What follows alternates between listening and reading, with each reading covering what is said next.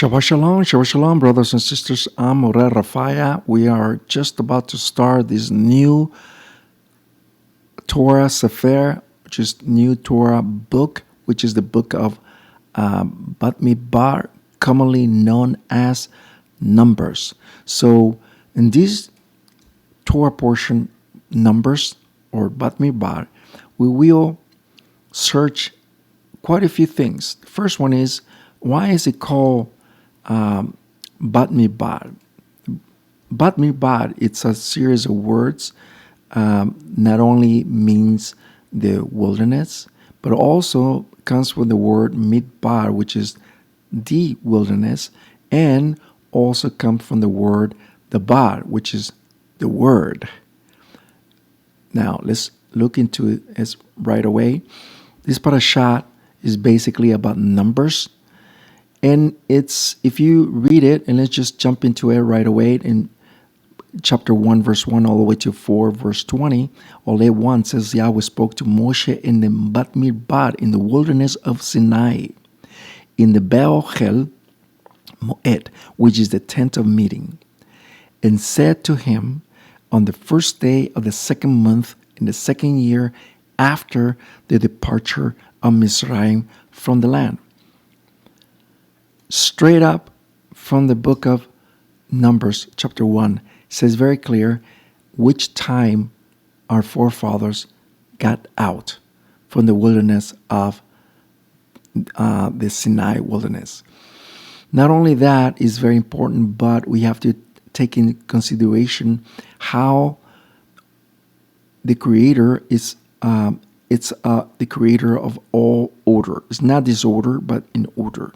The word or, the word light, comes from the word or. And or, actually the English language and also Spanish language has a lot of Hebrew. The word or order comes from the word or, which means light, but also means order. It's a series of things that are in place in orderly fashion. Now look at what the meaning of midbar means. Well, we have to take this in consideration too as well. It means a desert, solitude, and also it means a pasture. Contrary to popular belief, this is a midbar. This is a wilderness. But this is Yeshimon. Yeshimon, it's basically a desolated place where there's a lot of sand and so forth. Yeshimon, it means a desert, loneliness, a waste. No wonder why the Creator brought our forefathers to the midbar, to the wilderness. See, we tend to think that the midbar or the wilderness is a place where it's very desolated. Contrary to the popular belief, it is not. It is not a desolated place, but rather it is a place where the Creator brought our forefathers to rest, and also a place of our harmony, in other words. Let me ask you a question. Where were they coming from? They were coming from a place of idolatry, a place of a lot of noise, a place where everything went and everything come. Think of it for a moment. The place where they were coming from was a place of disorder. And it's almost the same as the city. The city is a place where everything is in disorder. There is a siren going on here. There is people yelling here. There is parties over here. It's just total disorder. What is it that humans do when they want to get out of the city? Where do they escape? To the wilderness, right? Where there is a harmony there. There is the animal nature. The nature and the animals are whole in order, in harmony. No wonder why we always attracted to the wilderness, to the woods, in other words, because we just want to find peace. And that's why our forefathers, our Creator, brought them to a place of harmony. Now, the word in Numbers 1 verse 2 say, take a census of the entire Adat, the entire community of the Bnei Israel by the clans of the ancestral houses, listing the names, all male, head by head. One of the things that we have to take into consideration is the word Adat. Adat is a community. It's not a church. This same community, this same word Adat, you also will find it in the New Testament. I know they call it like that, but the actual word is Adat. Now, let me bring you here. If you notice here, the way our Creator Yahweh set up our forefathers as a clans, our tribes, each one of the tribes have to have their name, have to have their banner, and have to have their sign, their celestial sign. This sign was according to the constellation. Remember, there are 12 constellations in heaven, and each constellation is equal to each sons of Israel. The same as if you notice the Choshem, which is the breastplate, it has to have the same thing. If you notice a bird view from the Mishkan or the tent of the meeting, we see pretty much the way the tribes were scattered around the Mishkan or the tent of the meeting. On the east side was Judah, Yisachar, and Zebulun. In the northern side was Dan, Asher, Naphtali. In the west side was Ephraim, Manasseh, and Benjamin. In the south side was Reuben, Shimon, Gad. Each one of these banners, these tribes, were set up in a certain way, the way Yahweh wanted them to be set up. And it's amazing how the Creator is very in order, how everything is according to what He wants on His clan. Chapter 2, verse 2 of Numbers, the sons of Israel encamped by clans, each man with his own flag and under the symbol of his clan, encamped around the Mishkan of the testimony. It is vital for us to know that it wasn't randomly set up around the Mishkan or the tent of the meeting. It was in a certain way. It was in purpose. Why the Creator wanted set up in a certain way, each clan around the Mishkan or the tent of the meeting. But not only that, Joel, chapter 1, verse 19, Yahweh, I cry out to you, for the fire has consumed the pastures of the desert Bamidbar, and the flame has set fire to all the trees of the field.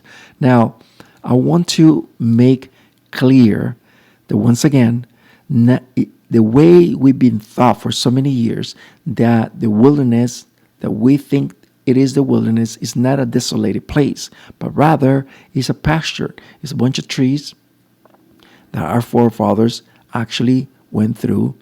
And no wonder why the scriptures are very straight up, especially in the English language, when it comes to the wilderness and the desert. Here we see that there are pastures and they set them on fire. There was a certain time where Israel, the land of Israel, was a whole lot of trees, to the point where they cut all the trees and it became very desolated until 1948, when it was as a prophecy, as Jeremiah and Isaiah says very clear, that the land will flourish back again. From 1948 till now, Israel, the land of Israel, is number one on the exporting citrus in Europe. If you don't believe me, please check it out. And why? Because it has flourished so much to the point where they are able to do all this, to muster all this. Numbers 3:23, the clans of the Gershonites were camped behind the abode of the west. The captain of the ancestral house of the Gershonites were Ishiapa, son of Lael. The duties of the Gershonites in the tent of the meeting included the Mishkan, the tent, its covering, and the curtain for the entrance of the tent of the meeting. Now, the reason why I'm bringing this verse is for us to understand that besides the 12 tribes of Israel around the Mishkan, the tent of the meeting, right next to or around the Mishkan itself were the Kohanites, which is the priest that they were around, not just the Levites, but also the Kehat. Let me show you real quick. 329, the clans of the Kehat were the camp on the south side of the boat. See that? 335, the chief of the Merari clans were Zeruiel, the sons of Abigail. They camped at the Mishkan to the north. You see that? They were really close by the Mishkan.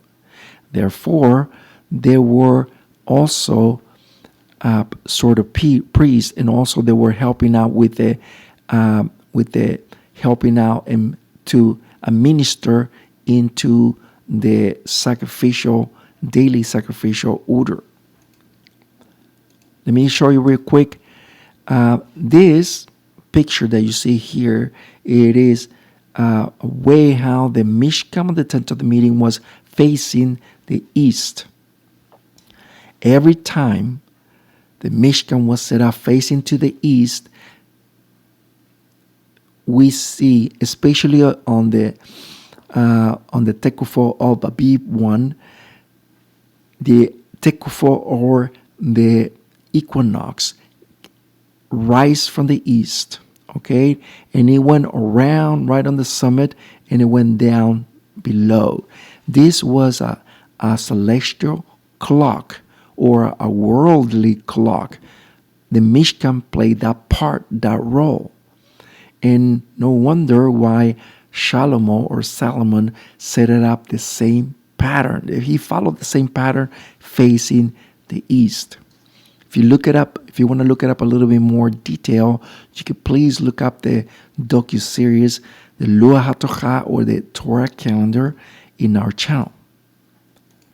Now, what you see right now, these are the doors in every celestial orderly fashion, how these constellations were set up in a certain way where every month was every door that opened, and every door was every constellation. Every constellation had the name of the sons of Israel, and this was just a fact. Here we see that every constellation has the name of each tribe of Israel. On the right side, we see a mosaic here from the first century synagogue, and right on the bottom, on the floors, you can see pretty much all the constellations, all the 12 tribes, and all the 4 seasons, starting from Abib, summer, fall, and winter. So this is something that we're not making it up. Our forefathers knew about it. Now let's move on to the sign or the signet or the sealed that each one of the sons of Yaakov, Israel, had. Each one of them had their own sign. And it's not something we were making it up. Let's look right away. 38 verse 18 of Bereshit, Genesis, he replied, "What should I give you as a collateral?" She said, "Your seal with its cord and the scepter that you carry in your hand." So she gave them to her. So he went and slept with her, and she conceived of him. Now, the reason why I bring this verse is to make a point. There's so many, but I just want to make that point that each one of the tribes of Israel had a sign, and that sign was always yielding to the constellations of the heavens. If you guys remember, since we're in the same topic, if you guys remember Yosef, he had a dream. He was one of the prophets. He had a dream, and he said that there were 11 stars bound down to him. These 12 stars are 12 constellations, and this is just a fact. It's well known around the sons of Israel all the time. Now, let me back it up here. Let me show you something. Numbers 8 verse 9, and thou shalt bring the Levine to the head of the Mishkan of the testimony, and shall gather together the whole congregation of the Benedict of sons of Israel. Thou shalt present the Levine before Yahweh, and the sons of Israel will lay their hands on the Levine. This was a sort of like anointing the sons of Levine. They were in charge of the ministering of the sacrificial, daily sacrificial on the Mishkan on the every single day. Now, let's look up at this one. 339 of Numbers. The total number of Levim whom Moshe and Aaron counted for their clans, all males of month of old and older, were 22,000. These 22,000 were chosen to minister in this daily sacrificial order.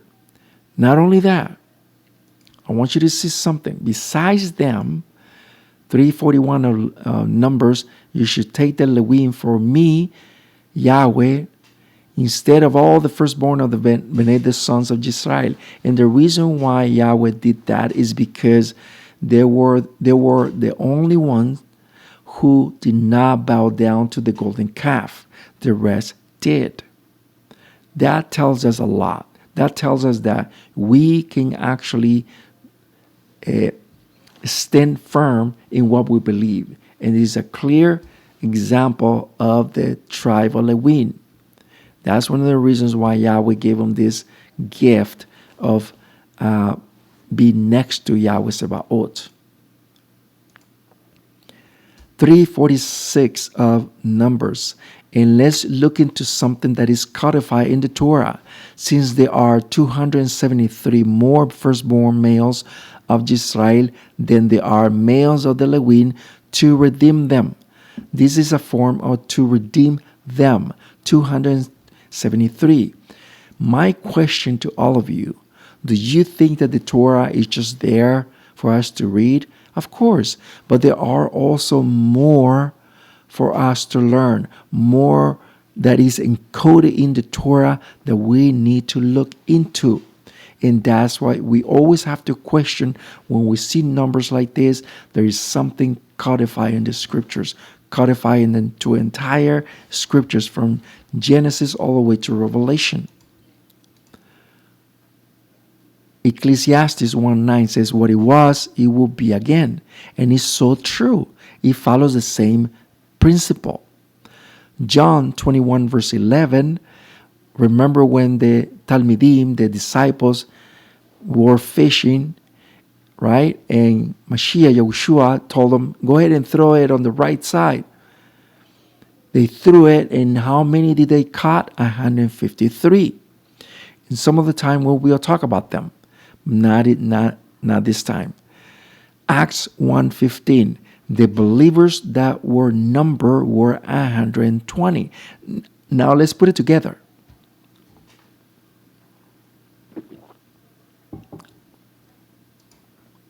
$120 plus 153, there's a total of 273, the same as the one we see in the Torah. This is the number of redemption. Let's look a little bit more. Acts 27 verse 37. For all of us, there were 276 of us on the boat. Now, who were these 276? 27 verse 1. When it was decided that we would go to have to navigate, who were they? Among the 200 and something, there was Lucas, Shaul, and Aristarchus. These three were not included on the 273. The question is why? The officials or the Kohanim were not in number among the Israelites. And this is just a fact that the Torah talks about. Them, Lucas, Shaul, and Aristarchus were not included there. 273 boarded the ship plus 3, 276 total. Those 3 are Lucas, Shaul, and Aristarchus. We'll close with this. Hebrews 12:23. To a community of the firstborn whose names are written in heaven. That tells us all that we need to know. That tells us that Yahweh have set up a certain number to be redeemed. These firstborn are exactly, if you want to write it down, on 1 Corinthians chapter 15, those are the firstborn that are set to be forth, which are all of us. All of us are included in that number. All of us are included in that special number that Yahweh has chosen. It is for us to know and find out why the Creator is always speaking to us in a certain way, in a certain code, and it's for us to search until we find the truth. As we always said, the truth is out there. I'm Moreh Rapha'Yah. We'll see you next time. Shabbat Shalom. Thank you. To our channel and give us a like. Thank you. We'll begin.